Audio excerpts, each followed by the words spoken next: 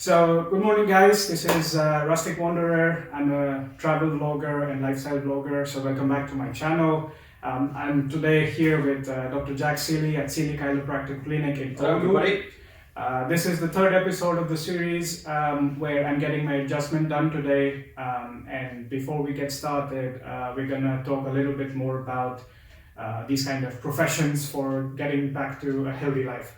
So, stay tuned.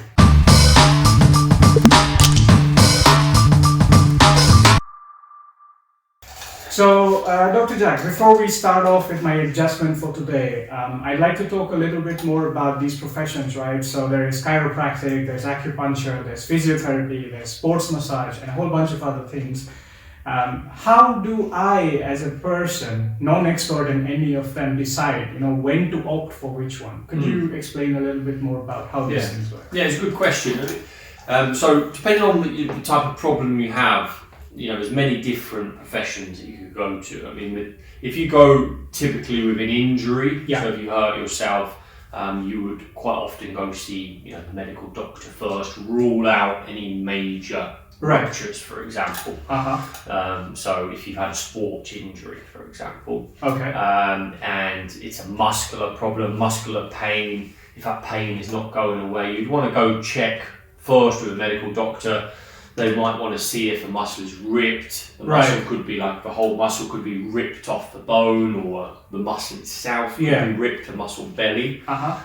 So if you have that type of sports injury, you'd go medical doctor, rule out the major stuff. Because there's always a certain percentage of these types of injuries that might need an operation. So obviously operation, we know that's done by the medical doctor and the surgeon.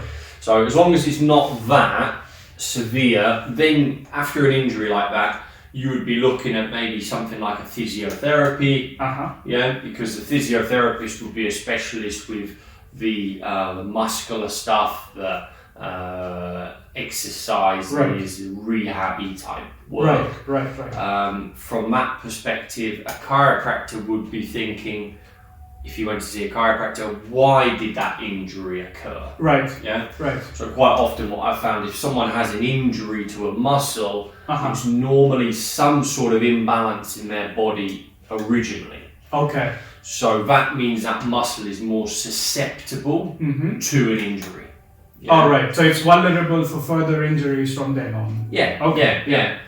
So you would want to have a look to see if there is some sort of structural issue underneath that is predisposed them to getting that injury. For example, like a pec muscle, a chest muscle.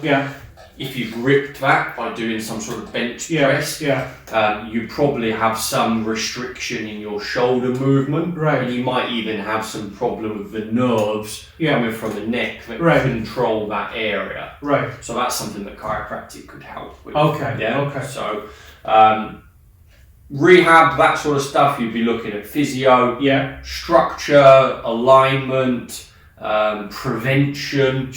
Chiropractic in that sort of scenario. And then obviously you've got massage. Massage is obviously working with the muscle. So if you have a lot of tight muscle, you could go see. So when we see a massage therapist, say a sports massage or deep tissue massage therapist, are they just releasing the tension, or are they strengthening the muscle, or what is their agenda? I mean, when should we go for a massage? I mean, it would be typically if you have a lot of chronic muscular tightness. Then a massage would be great. So you can break down some of that soft tissue tension.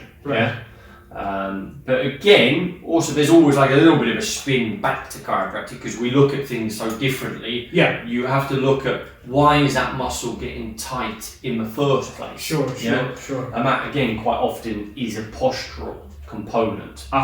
Again, if we take the pec, for example, how you're sitting, shoulders coming forward. I have this problem. That will make that pec tighter. So if you just massage that, but you don't do anything about the actual postural imbalance or the inability to get into that position, then that's just going to keep getting tight.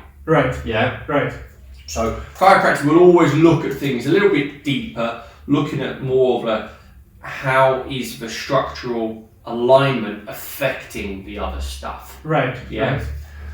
So, So I remember when the first time I saw you, you looked at my posture, right? So I guess the posture gets adapted over time because of the injuries that I've had, and lifestyle. Exactly. Yeah. So that's the starting point, perhaps, for you to identify where things went wrong in the body and where they need realignment, right? Yeah. Okay. And that's why a lot of sports people will just use someone like a chiropractor consistently. Right. Because it can also help prevent the problems. Right. Yeah. Right. So it's more like very good to use as a preventative care. You don't have to be in extremely bad shape or pain to go see a chiropractor either. Right. It can be just someone who either is an athlete and they want to make sure their body is working to the best of its ability. True. You can go see a chiropractor. Or it can be from the other things that we've talked about as well. Right. Yeah. So there is nothing as too much adjustment, right? So you can see the chiropractor for a good, consistent performance and healthy lifestyle. That's completely normal. Yeah. I mean, as long as obviously the chiropractor needs to be checking and addressing the whole spine. So every time you come in, for example, with you or anyone else, I'm going to check everything. True. And I'm going to find those specific problem places and work with them. Right. The problem comes is if you're working and moving areas that don't need to be moved. Okay. Yeah? Okay. Chiropractors don't do that because that's our profession. We're trained in finding the problem places and adjusting them. Sure. But if you go to someone who's not an expert and they try and do it, then that can cause problems. Right. Or if you try and do it yourself, that can cause problems. This is something where DIY doesn't help. No. Okay. Obviously, we've probably all done it. I've done it at times. If your neck's feeling uncomfortable, you try and crack it yourself. Yeah. It might give you a little bit of relief. Yeah. But what you'll find is that you end up moving areas above and below the main restriction. True. So then that main restriction, the one that the chiropractor would have found and adjusted, just gets tighter and tighter and tighter. So then you get more dysfunction building up. Yeah? Talk about DIY backfiring here. Yeah, okay. Exactly. I see. Leave it to the pros. Is the basic premise with that. Exactly. Yeah? So, what would be your suggestion for people looking for a healthy life, right? So, not only an athlete like me, but any common man who's just kind of suffering from certain ailments, what should be their course of action before they see a professional? Could be any professional, could be the chiro or physio, like we just talked about, when to see which kind of professional.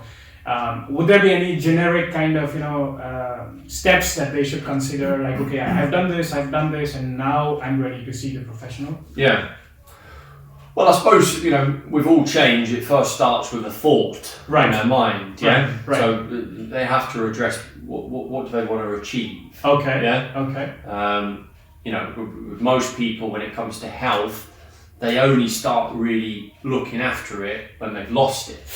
Yeah, tell me about it. A bit of a knife to the heart with that comment, but that's basically we're reactive humans, Yeah. So when we start getting headaches, then we do something. When we start getting pain, then we do something. Right. So most of us are at a point where problems have built up over a long period of time. True. Yeah. And then you get the symptom. Yeah. In chiropractic, we have this analogy called the iceberg analogy. Yeah. So the tip of the iceberg is only like the part you see is a very small part. Yeah. The bit underneath is bigger than the bit you see at the top. Right. So if you think of that top bit as the symptoms of your problems, and the underneath is the causes that built up over the long period of time, then you get a symptom. So it's important, if you want to try and be healthy, to not just focus on not having symptoms. Right. It's important to focus with being more disciplined with your self-care. Right. Yeah? Right. So self-care can be thought of as a few different buckets. You got physical self-care. Yeah. So that's like you doing your training, doing your exercise, doing your stretching, building the muscles, coming to someone like me, getting the joints and spine moving and functioning properly. Right. That's physical self-care. Uh-huh. So you want to try and do as much of that as possible. Right. Yeah. Right. And then you've got mental self-care. Right. what's going on up in the mind. Most of us are all working too much now and trying to achieve too much, and we have a lot going on in our mind, so that will put our body in a stressed response.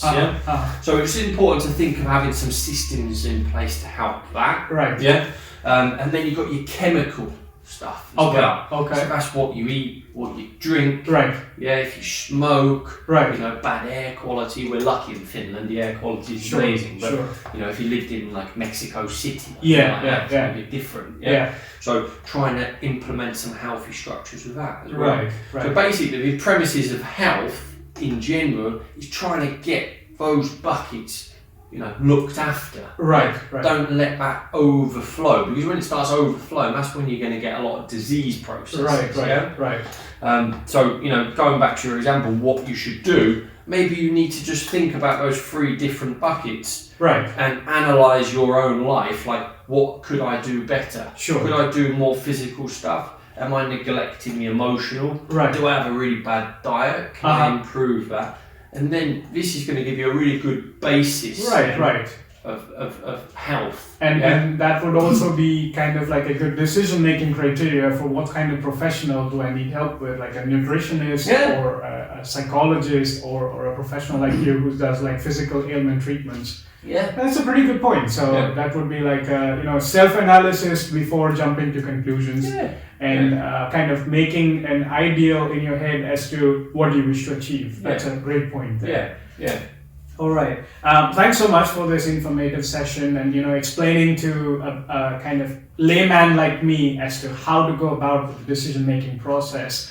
That was very informative, and I hope you guys find it informative too.